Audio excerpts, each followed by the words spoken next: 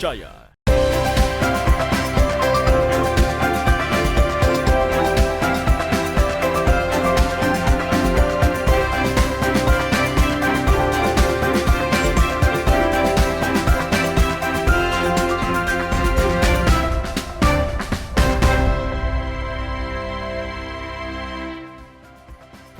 Halo, selamat pagi saudara. Selamat datang di Sapa Sulsel. Saya Panca Rizky kembali akan menemani Anda selama 30 menit ke depan.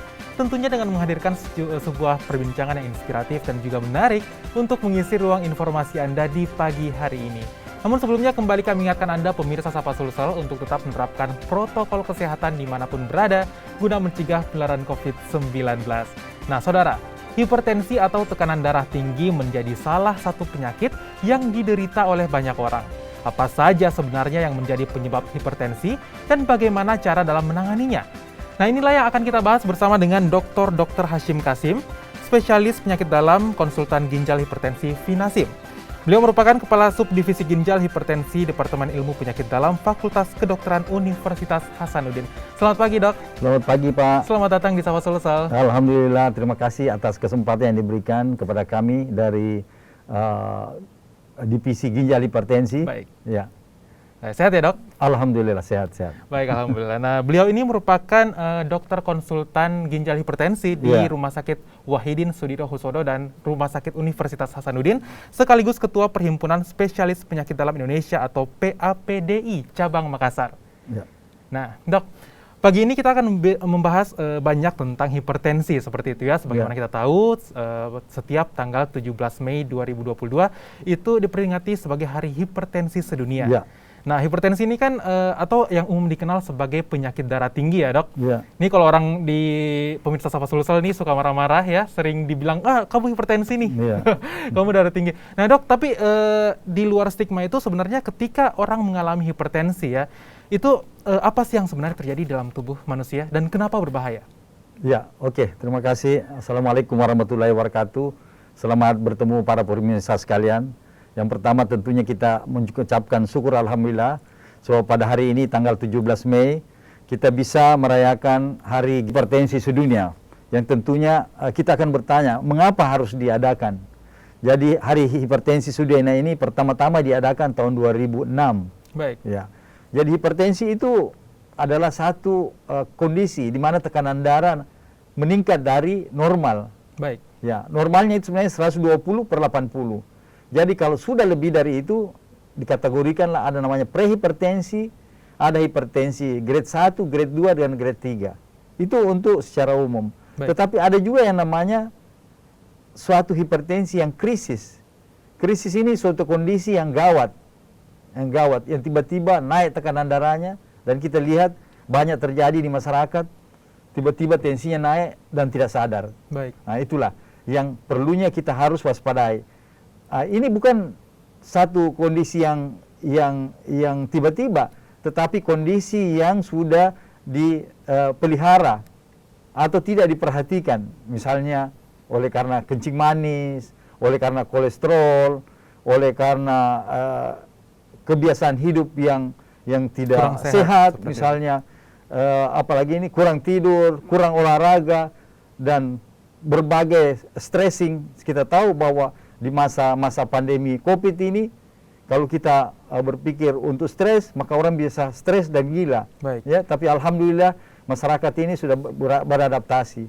Jadi sekarang ini kalau kita berpikir seperti tahun-tahun sebelumnya, hipertensi dianggap biasa saja.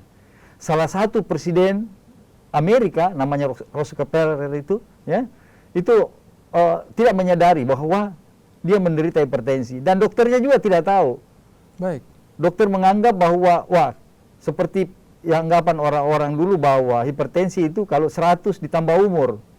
Ya. Baik. Akhirnya 100 itu stigma yang dulu ya, Dok? stigma yang dulu. Sekarang tidak. Karena ternyata dengan tekanan darah lebih 120, 80 juga per 80 itu sudah menimbulkan komplikasi. Jadi situlah kita mulai memperhatikan. Jadi tema daripada Hari Hipertensi Sedunia kali ini adalah bagaimana kita lebih peduli, ya, lebih peduli terhadap tekanan darah kita, lebih terkontrol, dan bagaimana mengukur tekanan darah secara akurat.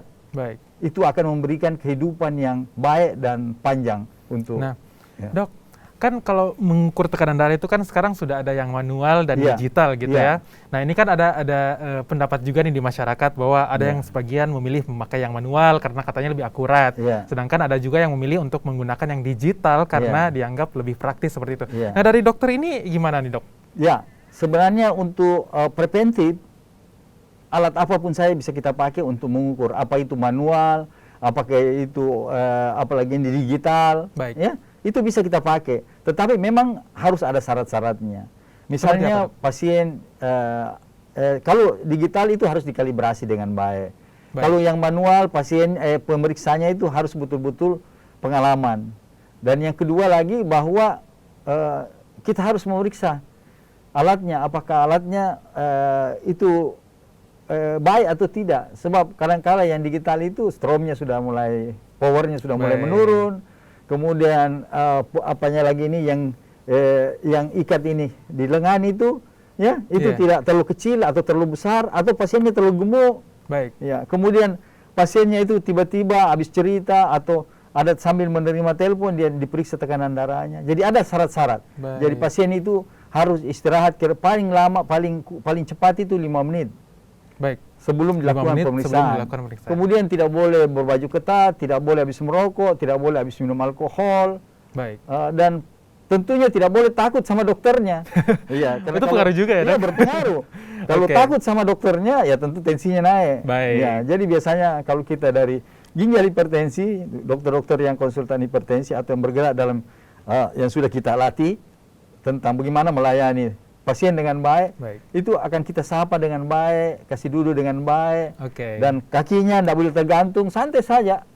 Apa gerakan yang dia mau. Ya, dan kita usahakan dokternya juga harus bersih, tidak bau, dan tidak terlalu seksi untuk dokter wanita tentunya. Sebab itu bisa menimbulkan tekanan darah juga. Betul. Berarti begitu banyak variabelnya banyak variabel yang itu harus diperhatikan. Nah, Dok, tapi kalau hipertensi ini kalau bicara tentang umur ya, ini rentannya di umur berapa sih, Dok? Atau semua usia bisa terkena hipertensi? Ya, jadi hipertensi ada namanya hipertensi primer dan sekunder. Ya. Kalau primer itu tidak tahu kapan saja dia muncul, tidak tahu penyebabnya. Jadi mulai dari umur anak-anak sampai umur tua. Tapi makin tua makin besar kemungkinan untuk hipertensi, dan yang sebenarnya ditakutkan adalah komplikasinya. Komplikasi dari hipertensi. Kemudian kalau hipertensi yang sekunder itu sudah ditahu penyebabnya. Misalnya ada kelainan ginjal, ada kelainan hormonal, ya, ada kelainan jantung, itu semua. Jadi itu sudah ditahu. Ya, jadi tentunya kita harus lebih waspada. Jadi untuk melihat komplikasi. Kan tadi disebutkan banyak banget nih, Dok, penyebab dari hipertensi. Tapi kan ada mitos nih, katanya kalau banyak makan garam nanti darah tinggi. Itu benar nggak sih, Dok? Ya, benar. Jadi itu garam menyebabkan ada istilah kedokterannya retensi. Retensi itu menahan cairan. Dia isap itu cairan. Jadi cairan itu banyak dalam badan. Nah, itu mempengaruhi tekanan darah juga. Volume cairan dalam badan meningkat, ya itu. Jadi terutama yang sensitif. Jadi ada istilahnya salt sensitif. Jadi ada orang-orang, terutama orang tua itu gampang begitu makan garam naik. Jadi salah satu pengobatan adalah diet rendah garam, terutama pada orang tua. Diet garam terutama pada orang tua. Nah, selain garam ada lagi nggak sih, Dok, yang harus dihindari nih supaya menghindari hipertensi? Ya, sebenarnya yang lain penyebabnya. Karena ini sekunder bisa penyebabnya itu kita harus hindari. Misalnya ya karena jantungnya kah, karena hormonalnya kah, itu harus dihindari yang begitu. Baik, berarti tergantung faktor pendukung lain ya yang bisa menyebabkan hipertensi seperti itu. Nah, baik. Kami akan kembali seusai jeda, saudara. Tetaplah bersama kami di Sapa Sulsel.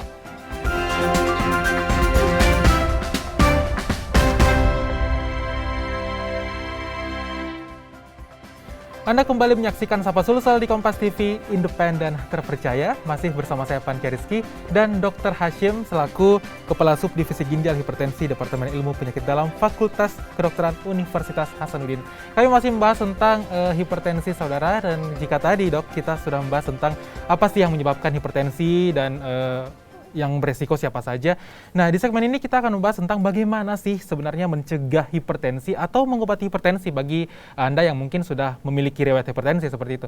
Nah, cara mencegahnya nih dok mungkin seperti apa? Jadi seperti yang didengung-dengungkan secara umum itu sebenarnya pola hidup sehat. Baik. Ya, jadi pola hidup sehat artinya pola hidup makannya juga, ya. Kemudian berat badannya, Berat badan juga berat badan berpengaruh, obesitas itu berpengaruh sekali. Baik. Jadi itulah yang harus diperhatikan. Kemudian mungkin kalau kita ada turunan hipertensi, Baik. itu harus cek. Jadi kita harus mengukur tekanan darah bahwa saya punya orang tua begini. Ya, Baik. kadang-kala ada orang stroke. Kenapa stroke? Oh, hipertensi dong. Oh, begitu ya. Orang tua hipertensi? Iya, orang tua hipertensi. Neneknya juga hipertensi dan rata-rata meninggal karena hipertensi, kemudian stroke. Nah, itu. Baik. Atau serangan jantung. Oh, serangan jantung Ya, juga. serangan jantung berpengaruh juga. Baik. Nah, itu diceknya secara berkala juga, dok. Iya. Jadi kalau belum ada keluhan, biasa cek 1 tahun sekali. Itu untuk cek secara umum. Tapi sebenarnya tekanan darah itu sebulan sekali bisa kita lakukan. Sebulan sekali. Iya, sebulan sekali. Oke. Ya. Tapi kalau ada penyakit komorbid, misalnya kencing manis atau apa, ya bersamaan setiap kita ketemu dokter, ya, setiap kita pemeriksaan gula, setiap kita pemeriksaan jantung itu Langsung dicek. otomatis gitu. dicek tekanan darah Baik. dan diobati. Dan kadang-kala orang berpikir, dok, kenapa saya ini sakit jantung dikasih juga obat hipertensi? Ya, sebab hipertensi dan jantung itu sama, hampir sama obatnya. Baik. Ya, Seperti hampir itu ya. sama obatnya. Jadi Nah. kalau kita mengobati hipertensinya juga bisa mengobati jantungnya. Baik. Kalau bicara tentang obat dok, kalau gitu ketika orang sudah mengalami yang namanya hipertensi, nah Iya. mengobatinya tuh gimana dok? Ya, yang pertama itu lifestyle modification. Jadi itu kebiasaan itu lifestyle-nya, pola hidup. Baik. Ya, pola hidup yang tadi itu yang harus betul ketat di situ. Kemudian kalau tidak berhasil, ya termasuk mungkin bagaimana dietnya, Baik. kurangi makan garam, harus makan buah, bukan juga hidup senang-senang, Iya, relax lah, benar. ya jangan tegang, Baik. itu semua. Jadi kalau ada masalah jangan ditanggung sendiri, ceritalah, konsultasilah dengan dokter atau psikolog atau Baik. psikiater atau teman dekat untuk curhat. Baik. Ya. Masalah psikis juga pengaruh ya dok? Berpengaruh. Berarti mitos ketika orang yang hipertensi itu suka marah-marah gitu, itu benar nggak sih dok? Ya, itu anggapan dulu. Anggapan dulu? Ya, sebab semua sebenarnya penyakit tekanan darah, penyakit kronis itu, Baik. orang rasa bosan, akhirnya sering marah. Iya. Berarti bukan cuma hipertensi Bukan dong ya? hipertensi saja, Oke, baik. rasa bosan. Dan kita tahu bahwa banyak, dulu-dulu banyak diketahui hipertensi pada orang-orang tua. Baik. Ya, tapi sekarang yang muda-muda juga sudah kena, karena itu tadi, lifestyle-nya. Jadi Baik. pola hidupnya yang ini. Kita tahu sekarang para, apalagi ini, workaholic, Workaholic. ya, Benar. teman-teman yang masih muda itu, Betul. ya, untuk memburu itu sudah tidak hidup sehat. Ya, Betul. makan vitamin, makan obat penyegar, ya, minuman penyegar, akhirnya menimbulkan satu efek yang tidak diinginkan. Baik. Nah, itu yang perlu diatur, ya. Baik. Tapi kalau dari segi obat-obatan medis nih dok, Ya. apa ada yang bisa dikonsumsi untuk maksudnya meredakan seperti itu atau menurunkan gejala hipertensi? Ya, jadi selain itu langkah pertama adalah perubahan pola hidup, Baik. ya, yang sehat, ke arah yang sehat. Yang kemudian kedua kita lakukan dengan makan obat, ya. Makan obat itu ada banyak macam, ya, ada jenis macam, ada namanya golongan ACE inhibitor, ya. Baik. Ada golongan ARB, ada golongan calcium channel blocker, ada beta blocker, simpatis, berbagai, ada yang kerjaan sentral, berbagai cara. Jadi itu tergantung dokter yang melihat permasalahan. Baik. Apakah betul-betul hipertensi saja atau ada komplikasi atau tekanan darah ini harus diturunkan cepat. Baik. Ya, jadi tergantung dari dokternya sendiri. Baik. Kemudian kadang-kala orang pergi ke dokter, diberi obat, tiba-tiba tensinya turun sekali, atau tidak turun, dia mengeluh juga. Dok, Nah, kenapa itu gimana, tekanan saya tidak turun? Betul. Tapi setelah dokternya terpengaruh dengan perkataan pasiennya, dia kasih obat yang lebih tinggi, akhirnya tekanan darah turun, pasiennya mengeluh, pusing.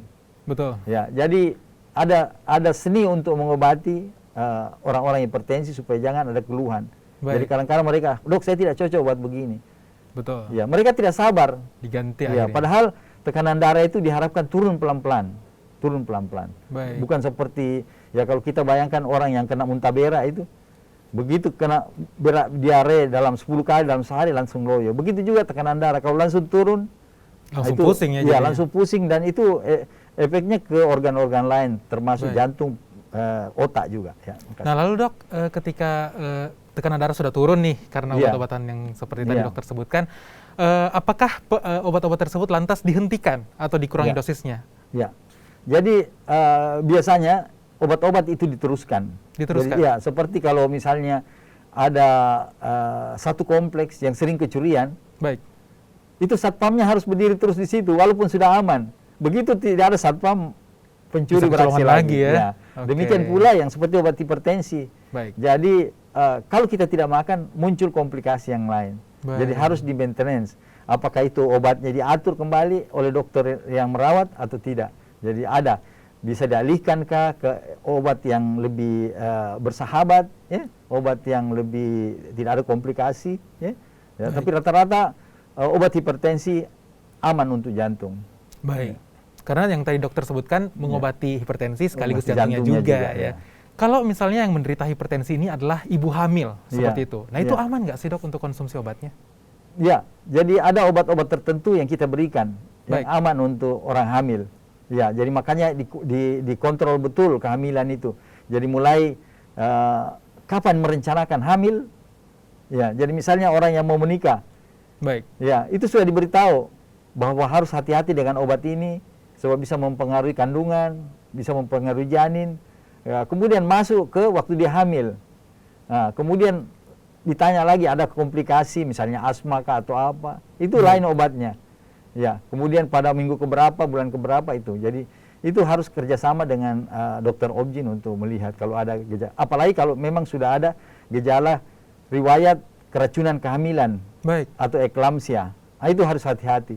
Sejauh ini dokter melihat kasus hipertensi di Makassar itu seberapa besar sih?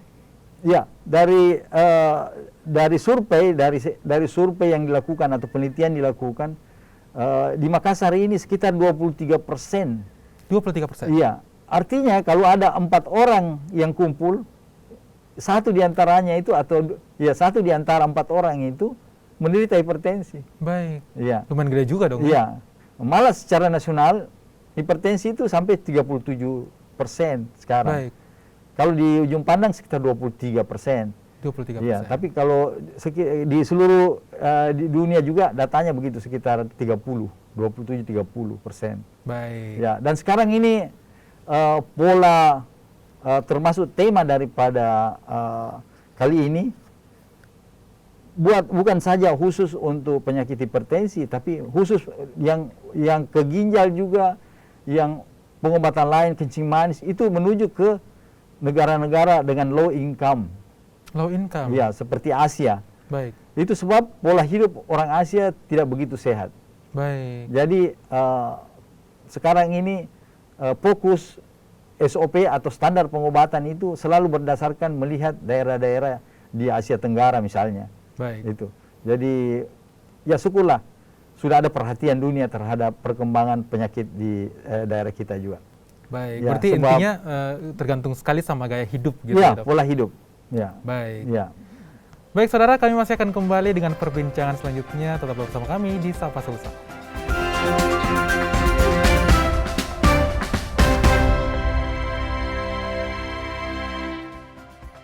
Anda menyaksikan paruh terakhir Sapa Sulsel, masih bersama saya Panca Rizky, saudara. Nah, Dok Hashim, ini kan tanggal 17 Mei 2022. Setiap tanggal 17 itu diperingati sebagai Hari Hipertensi Sedunia. Nah, ini cerita sedikit dong, Dok, sejarahnya gimana sih sampai terbentuk akhirnya? Ya, jadi seperti saya katakan sebelumnya bahwa hipertensi itu adalah satu kondisi yang menakutkan. Okay. Jadi ada istilahnya silent killer, pembunuh yang terselubung. Pembunuh dengan diam-diam gitu. Diam-diam, tiba-tiba orang sudah meninggal. Ya? Baik. Ya, orang bilang, kenapa meninggal tiba? Oh, hipertensi. Kenapa tiba-tiba meninggal? Stroke. Oh, hipertensi penyebabnya. Kenapa tiba-tiba meninggal atau apa? Oh, memang dia hipertensi, kena serangan jantung. Nah, itu. Jadi, itulah kejamnya itu sebenarnya hipertensi. Ya? Okay. Nah, jadi, karena banyaknya yang meninggal karena hipertensi, maka Badan Kesehatan Sedunia atau WHO tahun 2005 itu sudah mulai memperhatikan. Baik. Dan 2006 diadakanlah satu hari hipertensi sedunia ya dengan tema peduli terhadap tekanan darah. Baik. Jadi kemudian tahun berikutnya berubah lagi ya, tahun berikutnya berubah lagi temanya ya sesuai dengan kebutuhan. Jadi seperti 2006 itu bagaimana kita mengobati tekanan darah itu untuk mencapai apalagi ini batas yang aman. Baik. Ya. Kemudian tahun 2009 misalnya itu bagaimana membatasi garam. Baik. Sehingga tekanan darah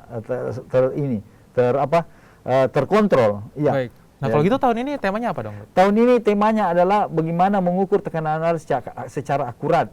Baik. Untuk mencapai tekanan darah yang kita harapkan idealnya. Ya, idealnya. Sebab itu bisa menjamin it's life longer istilahnya. Okay. Maksudnya kehidupan yang lebih panjang, lebih aman, ya. Jangan sampai panjang juga tapi tidak aman. Betul. Ya. Hidup kita menderita. Jadi itulah pesan-pesan yang disampaikan oleh WHO yang dicetuskan oleh perkumpulan dokter-dokter yang peduli terhadap hipertensi. Baik. Jadi dokter-dokter yang peduli terhadap hipertensi, ya sebab kami ini memang adalah satu himpunan, ya. Tapi yang terlibat di sini banyak. Ya, misalnya dokter neurologi, dokter jantung, baik. Itu saling bahu-membahu bagaimana menanggulangi hipertensi ini dengan baik. Baik.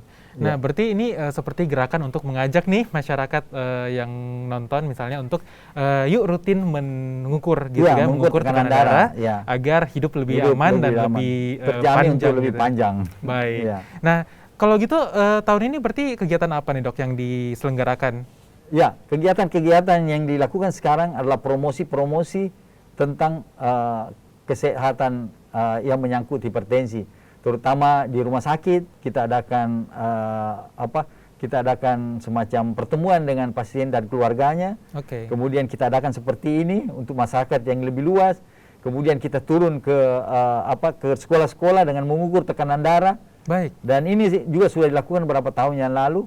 Jadi kita mengumpulkan, cuma belum keluar datanya, berapa persen pasien yang menderita hipertensi pada masyarakat. Itu mungkin nanti tahun depan sudah itu secara sentral sudah ada keluar. Baik. Jadi dalam hal ini promotif juga penting sekali yang kita lakukan juga, baik melalui media televisi, media surat kabar, dan itu sekolah-sekolah juga. Sekolah-sekolah. Ya, sebab itulah poster depan kita untuk memperkenalkan bahwa ini bahayanya hipertensi kalau pola hidup kita tidak begitu baik. Baik. Sekolah yang disasar ini umur berapa, Dok? Sebenarnya mulai dari SD. SD, Pak? Iya, okay. SD kita sudah memperkenalkan. Kita sudah memperkenalkan bahwa hipertensi adalah ini pola hidupnya. Jadi kita tahu sekarang ini, ya, anak-anak mulai SD itu sudah makan junk food. Betul. Ya, itu semua dasar-dasar untuk bagaimana hipertensi, ya, seperti hipertensi. Itu ya. Ya, kita tahu beberapa perusahaan itu sudah mempergunakan misalnya salah satu soft drink itu sudah memakai low kalori. Baik. Itu bentuk kepedulian. Oke. Ya, sebab itulah yang menyebabkan satu peningkatan komplikasi atau high risk untuk terjadinya komplikasi diabetes, komplikasi gangguan vaskuler dan lain-lain. Jadi ya syukurlah. Dan sekarang ini ya sudah banyak rumah makan sehat yang menawarkan bahwa kalori hanya cukup begini, ya. Tidak jadi ukuran sekarang bahwa orang yang gemuk itu orang yang sejahtera. Baik. Atau orang kaya. Baik. Tetapi orang yang gemuk sekarang itu orang berpikir bahwa mungkin ada beberapa penyakit yang dia derita. Justru kalau gemuk itu jadi sesuatu yang menakutkan gitu ya. Ya. Ya, jadi anak-anak itu sekarang dari ibu-ibu sudah kita himbau untuk menjaga peningkatan berat badan dari anak-anaknya. Jadi makanya ada kalau dulu itu ada KSM, ya, kartu menuju sehat, KMS, kartu menuju sehat. Baik. Ya, kalau mengikuti pola yang begitu, insya Allah anaknya pada umur dewasa akan aman. Baik. Ya. Di Sulawesi Selatan sendiri, Dok, fasilitas untuk mengukur tekanan darah itu sudah tersedia secara umum kah atau mudah diakses kah? Ya, jadi sebenarnya dari kami sebagai dokter di sini di seluruh Indonesia itu sudah mengharapkan tiap rumah tangga ada alat tekanan darah untuk Baik. mengukur tekanan darah. So kita tahu di pasar juga ada, ya, di apotek juga ada, ya. Apalagi saya kira di hotel-hotel itu sudah menyediakan semua. Jadi begitu orang yang terganggu sudah ada alat untuk periksa. Baik. Jadi istilahnya walaupun tidak begitu akurat, tapi itu bisa membantu untuk Baik. memeriksa. Ya. Seperti itu. Ya. Nah, terakhir nih dok, apa yang dokter ingin himbau nih kepada pemirsa Sapa Sulsel untuk terkait Hari Hipertensi Sedunia ini? Silakan Ya. dok. Ya, terima kasih kepada Kompas yang sudah memediasi, memberi kesempatan untuk menjelaskan tentang kasus-kasus hipertensi ini. Baik dok. Ya, jadi seperti kita ketahui bahwa penyebabnya banyak dan antara lain itu pola hidup yang penting. Ya, jadi pola hidup yang pertama, yang kemudian dikurangi stres juga mungkin. Ya. Baik. Jangan terlalu alkoholik untuk mencari pekerjaan, mencari banyak. Ya, Baik. itu. Kemudian harus kontrol tekanan darah dengan baik. Jangan berpikir kalau ada sesuatu yang tidak cocok dengan obat, jangan berhenti sendiri. Baik. Tapi konsultasilah, jadi misalnya ada kayak efek samping obat dari yang diberikan oleh dokter, kadang-kala pasiennya ambil keputusan berhenti. Padahal sebenarnya bukan, itu adalah komplikasi jangka panjang yang baru muncul pada waktu dia memakan obat. Oke. Ya, tapi kalau kita ke dokter, tentu dokternya akan bijaksana menjelaskan Baik. bahwa obat efek ini bukan karena obatnya, tetapi karena memang tekanan darahnya atau pemberian obat yang pemakaian obat yang terlalu progres atau terlalu ekstrim. Misalnya dia mau cepat turun tensinya, ya, saya tambah saja dua biji, Waduh. ya, supaya lebih cepat turun. Ya, Betul. dia tidak sabaran. Iya. Ya, padahal dia tidak sabaran juga bisa menyebabkan tekanan darah meningkat juga. Baik. Jadi saya kira itu, jadi ya kemudian ada permasalahan, curhatlah dengan orang lain supaya bisa Betul. bisa terbagi, Bisa lega gitu ya. ya. Oke, terima kasih banyak Dr. Hashim Terima Qasim kasih, ya. sudah hadir di Sapa Ya, Sulsel terima pagi kasih. ini, dan saudara, menarik sekali perbincangan kami. Poin pentingnya adalah pentingnya menjaga hidup sehat dan juga kondisi psikis ya dok. Ya. Jangan terlalu workaholic, jangan terlalu sibuk bekerja nih sampai akhirnya lupa dan akhirnya malah jadi hipertensi seperti itu ya. Oke. Terima kasih saudara telah menyaksikan Sapa Sulsel hari ini. Kami tutup Sapa Sulsel sampai di sini. Tetap saksikan Kompas TV independen terpercaya karena saat lagi masih akan hadir berbagai program menarik lainnya. Saya Panca Rizky bersama seluruh rekan yang bertugas pamit undur diri, dan kami terus mengingatkan Anda pemirsa Kompas TV untuk tetap menerapkan protokol kesehatan dimanapun berada guna mencegah penularan COVID-19. Selamat pagi, selamat beraktivitas, sampai jumpa.